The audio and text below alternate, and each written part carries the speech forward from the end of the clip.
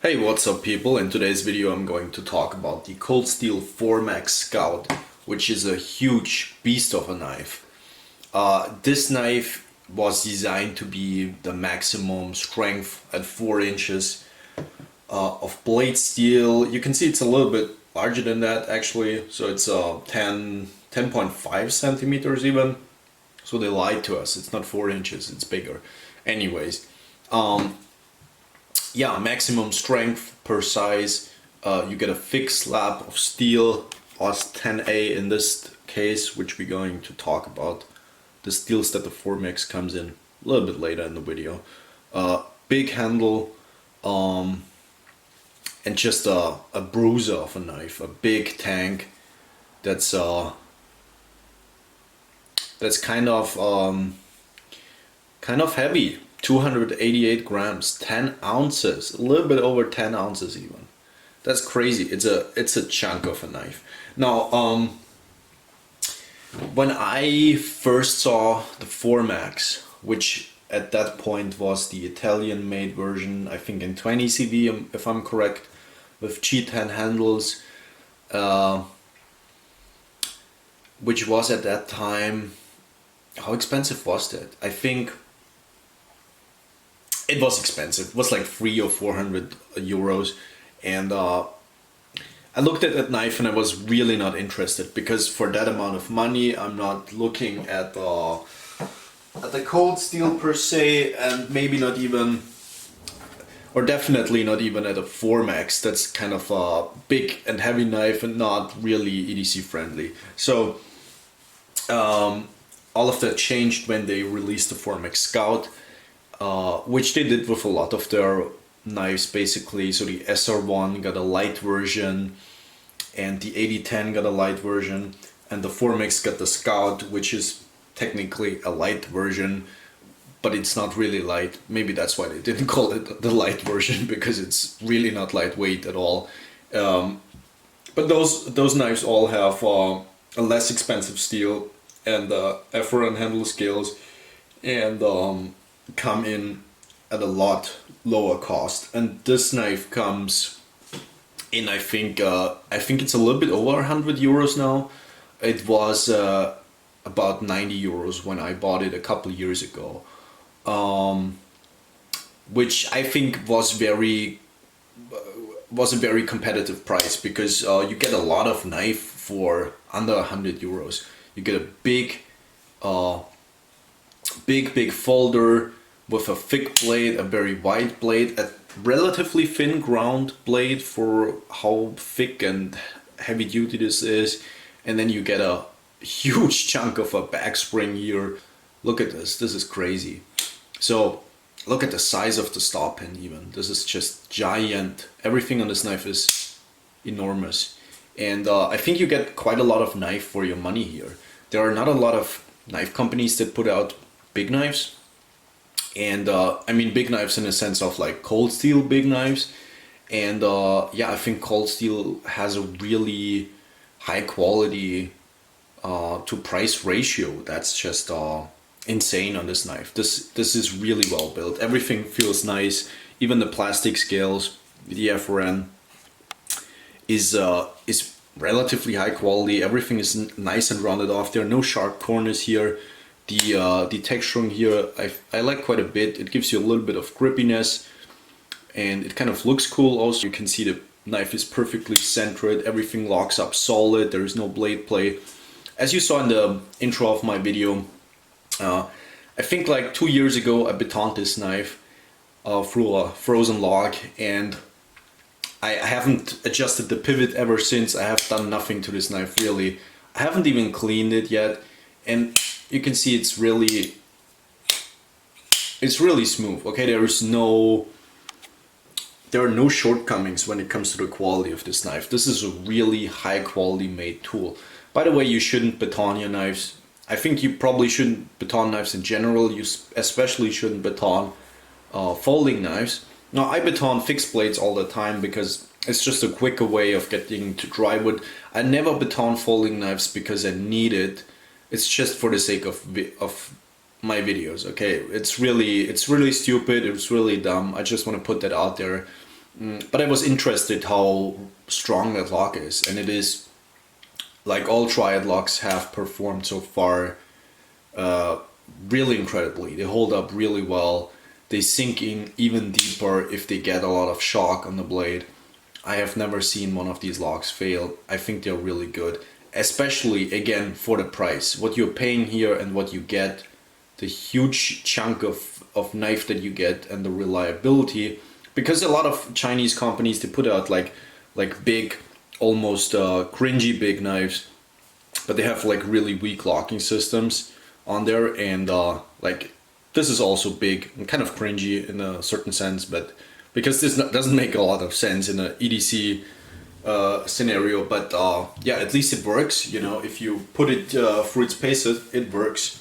And which brings me to my next point is the usability of this knife. Now, for this little video series that I do where I show all my 4-inch blades, I carry each knife for a couple of days just to make sure what I try to talk about or I want to talk about, and then I put out the video. And usually the knives that I've carried so far, I really like. I carry them all the time, even if I'm not doing videos. And I kind of don't want to swap them out as quickly because I would like to carry them longer. With this knife, it's a little bit different because this is just a brick in your pocket. I don't think it's even that. It doesn't feel that heavy as it is to carry, but you still feel it. And I think the weight isn't even the worst part of this, but the distribution of the weight. Okay, so you have aluminum liners here and a plastic backspacer, but they're not drilled out on the inside, which is good because this knife has a really thick blade because the handle is way lighter because of the aluminum, the plastic backspacer.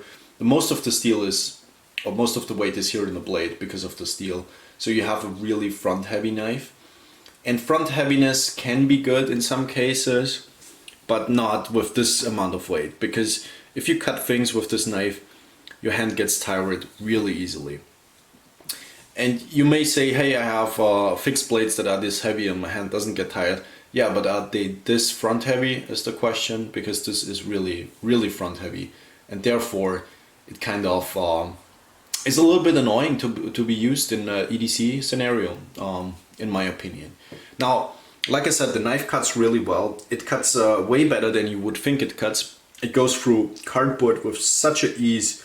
It's even crazy that it's that thick and has a really wide shoulder up here. You would think it would cut much worse, but the transition from a grind to shoulder is so smooth that it glides through material really easy. You can see this swedge up here also helps it, you know, with turning in your cut. So if you cut through cardboard and do a turn, there is no binding here because there is this secondary grind up here. So yeah, it performs really well. It cuts food surprisingly good. And like I said, the only downside here is really the front heaviness of this knife. And in terms of competition, I mean, there is a lot of competition from cold steel itself. There is not really any competition to this knife from any other makers as far as I know. There are a couple of really hardcore big folding knives, but they are way pricier usually, or way cheaper and not as good in terms of quality than this. So yeah, this is really, I think the biggest competition here is really cold steel itself with the 8010 Lite which I think is a little bit more expensive than this, but is a little bit more EDC friendly, and 100 grams less, which 100 grams is a lot in the knife world. If you want a thicker blade, because the 8010 Lite doesn't have as thick of a blade as this one, I mean the SR1 Lite costs like 50 euros or 60 euros and is thicker than this and even lighter. So I don't know, Cold Steel makes a lot of knives that are competitive to this and kind of let this look a little bit bad in my opinion. For instance, there is the Ultimate Hunter right here, which I have checked the prices because this used to be a lot more expensive, and I think this is not as far apart now from the 8010 from the Formex Scout. And if you check out the Ultimate Hunter, you will see that the blade shape is quite similar actually. If you look at the spine, it is a really similar draw point, and you get basically the same amount of cutting edge. The Formex has a slight advantage, but you know, what is this? This is not even, this is like 4 ounces, a little bit over 130 grams, and this is, like I said, 10 ounces. So yeah, come on. And the blade stock is thick on the Ultimate Hunter. This is not a flimsy blade, and it comes to a thinner grind. It has S35VN steel and a nicely 3D contoured G10. I think the Ultimate Hunter is kind of a dark horse in Cold Steel's lineup, really. This knife is overlooked by a lot of us, and yeah, but the quality on this is really good. So this is a really big competition, like the 8010 Lite and SR1 Lite. The Ultimate Hunter, because of its price, is not that far apart. This would be the more EDC friendly version of this one right here. AUS 10A steel, really not a bad steel choice at all. I like it quite a bit. It has a decent amount of edge retention, good toughness, sharpens up well. I think they left the AUS 10 on my knife at least a little bit softer, because this rolls over to one side or the other way quicker than AUS 10 usually does. So they may heat treat these a little bit softer than, like let's say a Voyager in AUS 10 or so. At least mine is a little bit softer. I'm not sure if all of them are softer. By the way, check out the cutting edge length comparison from a Voyager to the Formex. Let's see, let's line those up. That's basically the same cutting edge, a little bit shorter, but come on. So like I said, the Formex has a lot of competition from Cold Steel itself. Here's another size comparison. The Recon.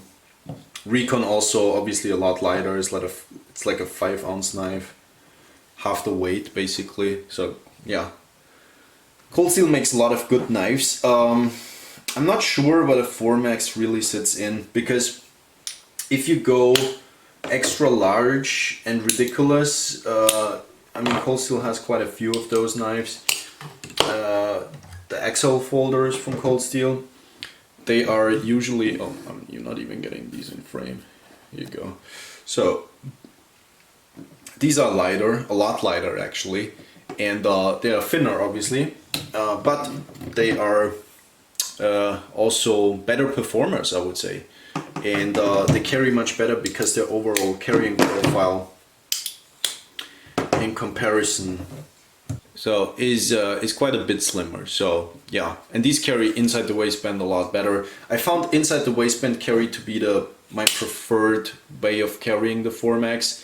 I tried to carry it in my pocket. I didn't really like it because it's such a break in your pocket. I mean, maybe if you are a giant that has giant hands and giant pockets, this would be a nice EDC knife. I wish the Formex would actually be like a Freemax and would be scaled down, because with a smaller version of this and this wide blade and thick blade, it would make a lot more sense, because it would be lighter, easier to carry, and then you would get more of the hard use work knife style in there, and it would be, yeah, like I said, easier to carry. There is the Formex Elite still on the market, which is not produced in Italy anymore. So that's basically the G10 version.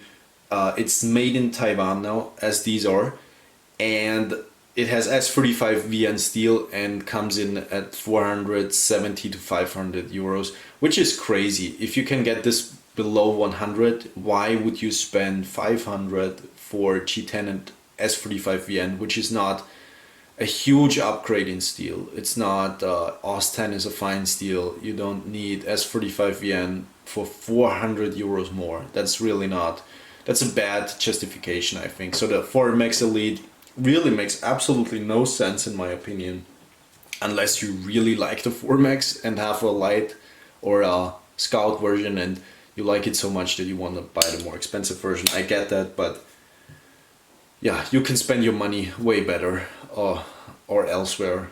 I've spent a lot of money on knives that I shouldn't have spent, but yeah, I would never get a 4MX Elite. That's just crazy to me because it's not worth it at all. This one I think is very well worth it because it's so well priced for what it is, for the quality, for the hard usability that you get, and for the overall amount of steel and material you get for that money.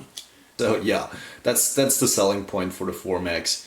It's a crazy lot of knife for the money, and it has a really high quality and yeah, price to performance ratio. Yeah, so that's it about the 4MX Scout. Not the perfect cold steel knife, not the perfect EDC knife at all, but certainly not a bad knife at all.